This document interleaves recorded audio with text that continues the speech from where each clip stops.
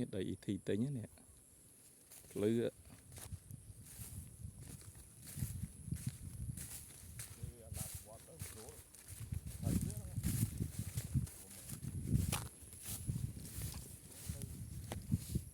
ទិញការទិញអូទិញក្រោយកូវីដណោះបាទនោះដល់ភ្លឺហ្នឹងណោះដីខ្ញុំនោះខាងនោះខាងលិចផ្លូវផ្លាយជ្រៅជ្រៅឥឡូវនេះគេជីកជ្រៅភ្លឺក៏ធំដែរភ្លឺក៏ធំដែរភ្លឺលាយមិន